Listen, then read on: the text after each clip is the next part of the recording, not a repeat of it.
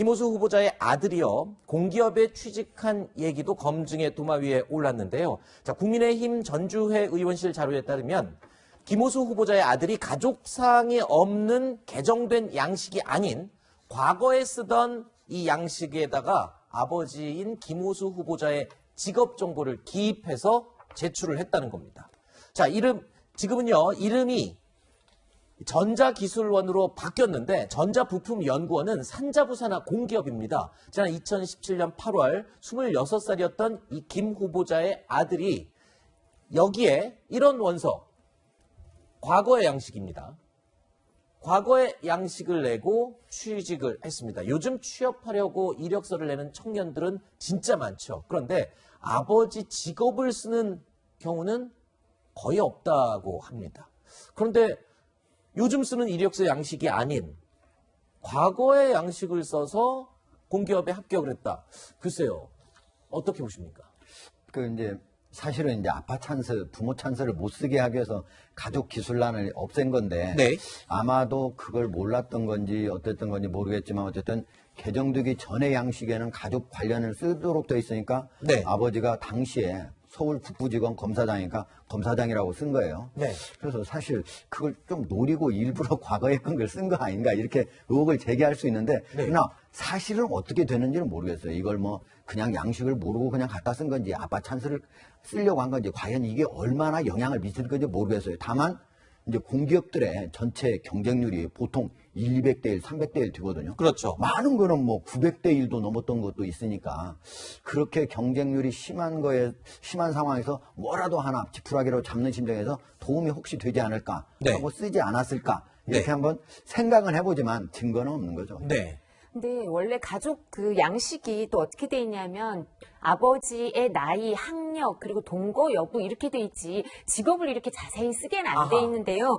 여기는 어떻게 썼냐면 북부지검 검사장 이렇게까지 써요. 검사라고 쓴 게 아니고요. 네. 북부검사장이라고까지 써요. 그러니까 이게 모르고 썼다고 하기에는 이렇게 자세히 쓰는 게 자세히 쓴 것만 봐도 그렇게 보이지 않고요. 왜냐하면 야당 정치인들 공격할 때는 일정 부분 그 대학 면접 때도 면접 때도 특정이 안 되더라도 정치인인데 어머니가 원래 뭘 했고 이런 얘기한 것 갖고도 그 부분에 문제를 영향을 끼쳤네 만에 당락에 영향을 끼쳤네 만에 공격을 했었는데 이 경우는 지금 원래 지금 최근에 블라인드 양식으로 바꾸는 게 이런데 영향을 안 받으려고 바꾸는 거잖아요. 근데 바꾸기 전에도 이렇게 구체적으로 기재하게 안 돼 있고요. 그다음에 면접하거나 자기소개서 쓸 때 요즘 대학생들은 이걸 어떻게 써야 되는지 너무 자세히 잘 알고 있어요. 네. 그러니까 이런 부분에 있어서는 오해를 받을 충분한 소지가 있는 자기소개서였습니다. 자, 일단 김호수 후보자는 오늘 청문회에서 지금 지원했던 아들이 합격한 이 공기업의 경쟁률이 그렇게 높은 편은 아니었다라고 또 해명을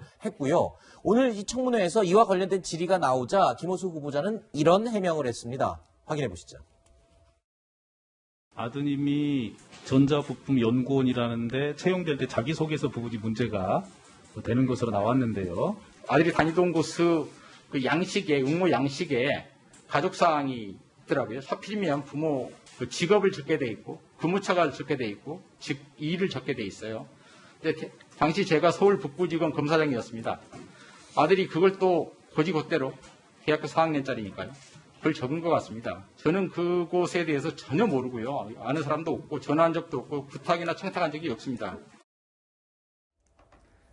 자, 김호수 후보자의 아들은요, 옛날 방식의 입사 지원서 양식에다가 이런 내용도 적어서 내서 합격을 했습니다. 자, 자기소개서의 내용을 보면 아버지의 직업을 다시 언급하기도 하고요. 또 생활신조, 자신의 생활신조가 뭐냐라고 한 데 대해서는 이런 글을 썼습니다. 폼생폼사, 폼에 살고 폼에 죽는 게 생활신조다라고 써 넣은 겁니다. 그리고 곳곳에 사실은 맞춤법이 틀린 곳도 확인이 됩니다.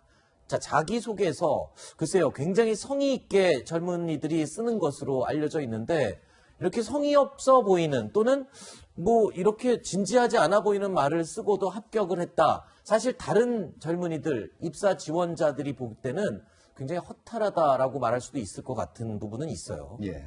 어쨌든 저렇게 해가지고 어떻게 합격했는지 좀 이해는 안 가지만 만약에 부모님이 봐줬다면은 당연히 검사장까지 하신 분이 네. 맞춤법을 맞출 수 있도록 해줬겠죠. 네. 어쨌든 저기에 합격한 다음에 1년 8개월 만에 다른 중견기업으로 옮겼거든요. 아마 네.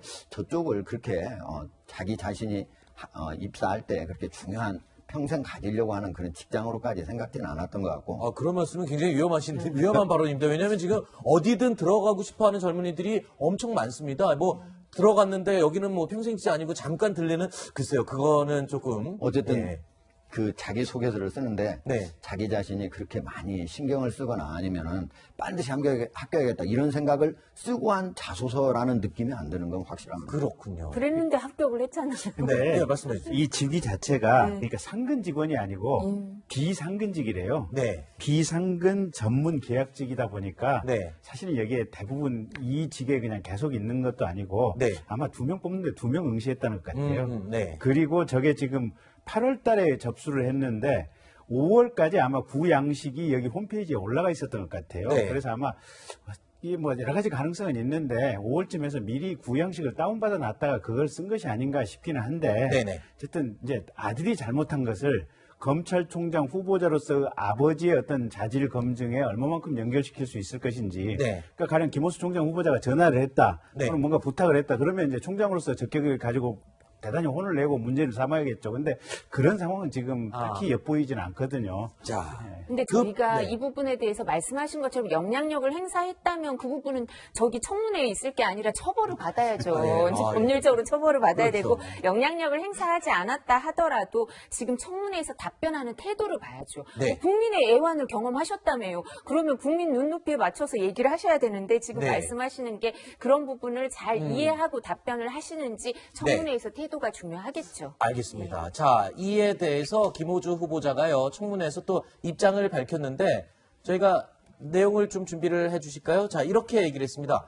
어제 처음 알았다는 겁니다. 아들의 이 공기업 합격, 그리고 자기소개서 내용은 어제 처음 알았고, 본인이 청탁을 하거나 이런 일은 전혀 없었다. 이렇게 해명을 했고요. 또, 이렇게 얘기했네요. 아들 다니는 학과 선후배들이 왕왕 들어가는 곳이다. 이렇게 해명을 했습니다. 자, 그리고 또 아들의 취업과 학업에 무관심한 아빠였다라고 자신의 아들과의 관계에 대해서도 이야기를 해명으로 했습니다.